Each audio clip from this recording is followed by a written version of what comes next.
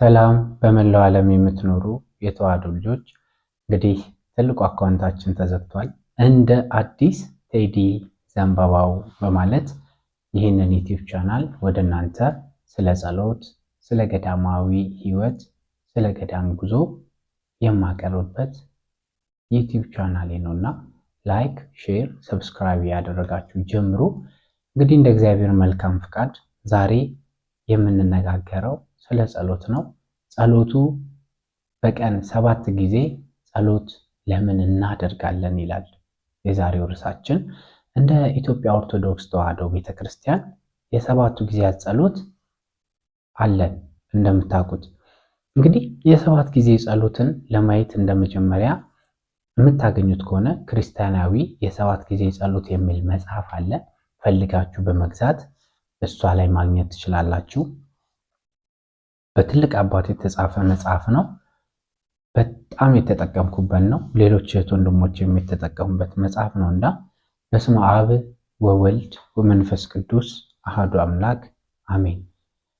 ፈጣሪያችን ሆይ ለብዙ ጥበብ ምስጋና ይገባሃል።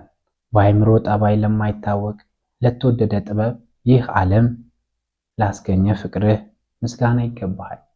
ከመላእክት ከጻድቃን ከቅዱሳን የባህሪ ጥበብ ድንቅ የሚሆን 3 ስትሆን 1 ትባላለህ፣ 1 ስትሆን 3 ትባላለህ።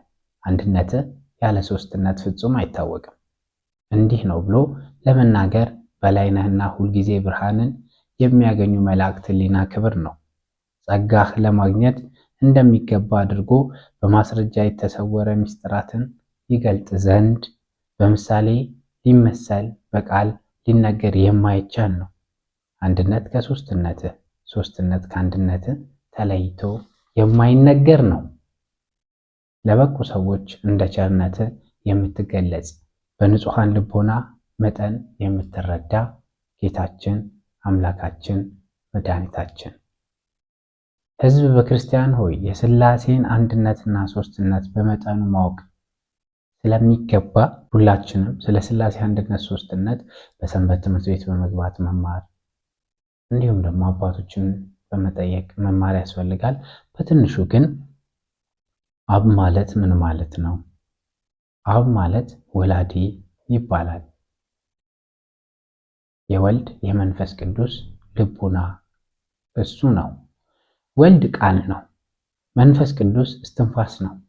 ወልድም ቃል ይባላል፣ የሚታወቅ የእግዚአብሔር ቃል ነውና። መንፈስ ቅዱስ እስትንፋስ ነው፣ የአብ የወልድ ሕይወት ነውና። በነፍስ ሕያው ሆኖ የተፈጠረ ፍጥረት ሁሉ በመንፈስ ቅዱስ ሕያው ሆኖ ይኖራል። ሁሉ በመንፈስ ቅዱስ ሕያው ሆኖ ይኖራል። ከአብ የሰረጸ በመንፈስ ቅዱስ ለራሱ ሕይወት ለሌላው ማህያዊ ይባላል። ሕይወት በተለየ አብ መንፈስ ቅዱስ ይባላል። ከሕልውና ሳይለይ ከአብ ሰረጸ ሕያው መልአክ ጻድቃን መንፈስ ቅዱስ ሕያው ሆነ ይናገራሉ። የሦስትነታቸው ስም አብ ወልድ መንፈስ ቅዱስ። ጥንተ ፍጻሜ የሌላቸው ሥላሴ በአካል 3 ናቸው። በባህሪ በሕልውና የተካከሉ 3 አካል በመለኮት አንድ ናቸው። የተወሰነ አገር፣ ቦታ፣ ዓለም፣ ዘመን የላቸውም ተብሎ ይነገርላቸዋል እንጂ የተወሰነ ዘመን አላቸው ተብሎ አይነገርላቸው። አብ በአካል ሳለ በወልድ በመንፈስ ቅዱስ ሕልውና ነው። ወልድ በመንፈስ ቅዱስ ሳለ አብ ሕልውና ናቸው። ስለዚህ በስም በአካል 3 ብለን እናምናለን። የሥላሴ አንድነት በባህሪ በሕልውና በመለኮት በአገዛዝ ዓለምን በማሳለፍ አንድ አምላክ በማለት አምነን ለአምልኮቱ ለጌትነቱ እንገዛለን፣ እንሰግዳለን።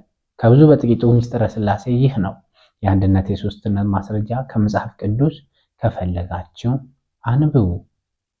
ኦሪት ዘፍጥረት ምዕራፍ 1 ቁጥር 26፣ ኦሪት ዘፍጥረት ምዕራፍ 3 እስከ 22፣ ኦሪት ዘፍጥረት ምዕራፍ 11 ቁጥር 7፣ ኦሪት ዘፍጥረት ምዕራፍ 18 ቁጥር 2፣ መዝሙረ ዳዊት 146፣ ትንቢተ ኢሳይያስ ምዕራፍ 6 ቁጥር 3፣ የማቴዎስ ወንጌል ምዕራፍ 3 ቁጥር 16። እነዚህ ሁሉ ማስረጃ